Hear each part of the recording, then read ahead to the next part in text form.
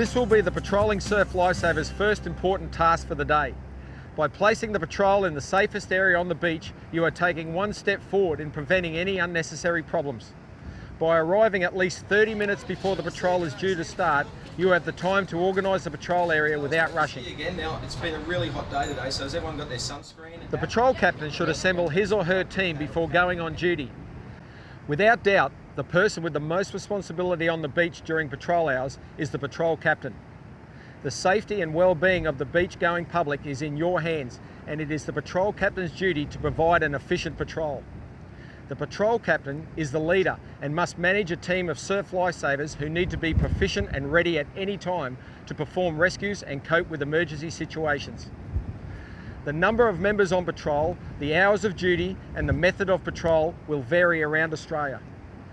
These requirements should be verified with your club, branch or state centre. By filling in the Surf Lifesaving Australia's logbook correctly, the captain can also note the qualified personnel to operate special equipment, such as the IRB driver. The captain should ensure that each member signs the patrol logbook prior to patrol. Go grab those signs, one sign each. All the necessary equipment should be taken down to the beach and checked for efficiency of operation by the patrol members. Sam, you do the same with the other flag. Make sure this includes the rescue tube. Check it for splitting, particularly at the ends. Rescue board. Check for damage. All sharp or abrasive areas should be eliminated. The handle grip should be in good condition and attached securely to the craft. The deck of the craft should be waxed at the beginning or during the patrol. Radios. All units shall be operational, must be kept clean, out of direct sunlight, dry and away from water and sand. The radio officer shall be notified as soon as possible about radio malfunctions. Oxygen equipment. All functions of the oxygen equipment should be thoroughly checked and their operations confirmed. The stretchers should be tested regularly and maintained in good condition. Ensure no sharp or abrasive areas exist on the fiberglass stretchers. Flags should be in good condition, showing no signs of wear and tear. They should be washed regularly in fresh water, dried as soon as possible, stored unfolded in the rack. Lookout towers should be painted regularly and the frame kept free of rust. Shark alarms and loudspeakers should be tested at the commencement of the first patrol. Sirens require regular checking. Alarms should have adequate volume and be positioned where they can be heard over the complete swimming area.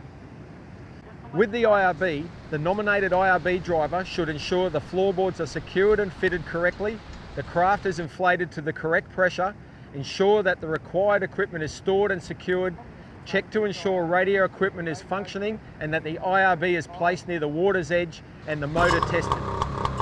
First aid kit.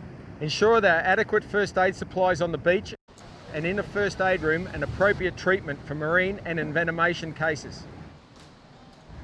When selecting the safest area on the beach for swimmers and the position of the equipment, patrol teams should be in an elevated area to gain a true picture of the beach conditions. Patrol members should physically test the selected safe area before the flags are placed. Any dangers such as rips, currents, inshore holes, marine stingers, etc. should be identified and this information passed on to patrolling members. And Nicole's been out in the water and the conditions are fairly intense today. Obviously the surf's about 1.5 metres, but it looks like we've got a strong northerly sweep going across us here. So it's going to be pretty intense for the public, general public and weak swimmers. If dangers do exist, the appropriate signs should be displayed.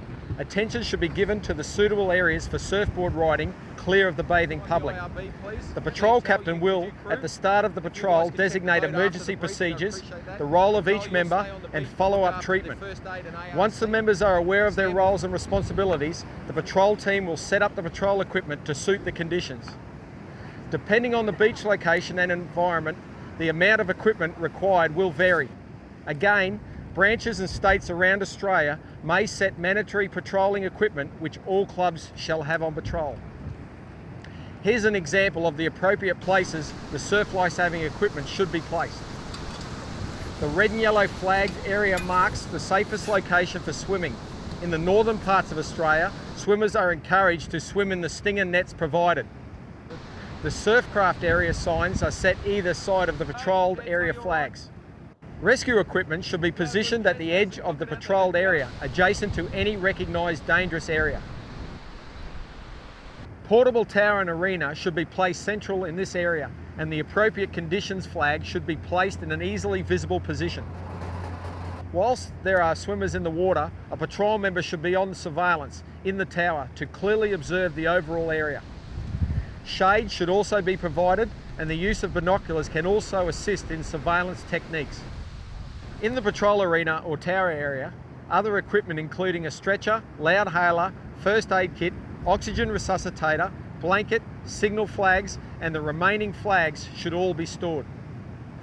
Patrol members should also wear the personal hip pack, which consists of pocket mask, gloves, sunscreen, notepad and pen, whistle and bandages in case of an emergency. At the commencement of each patrol, the radio operator shall sign on to the command station. Surfcom, this is Gold Coast Main Beach, signing on. Gold Coast Main Beach, this is Surfcom. Go ahead with your sign on, thanks. We have an open beach with 9 members on patrol. We have 3 operational radios, a fully operational IRB, a fully operational ATV. We have approximately 4 swimmers in the water and 50 people on beach. Over. Thanks, Gold Coast Main Beach. We'll stand by for an IRB radio check. Thank you, Surfcom. Surfcom, this is Main Beach IRB, doing a radio check, reading you strength 5. How do you read? Main Beach, this is Surfcom, reading you 5 also. Surfcom out. Depending on the conditions, other equipment may be required during the course of the day and should be kept in close proximity in the case of changing conditions. A first aid room, emergency kit, telephone with emergency index list, helicopter arena, danger signs, IRB training signs, spare IRB motors, surfcraft area signs, and any other spare equipment should be readily available. More supplies of ice packs and water, and in northern parts of Australia, vinegar and bandages.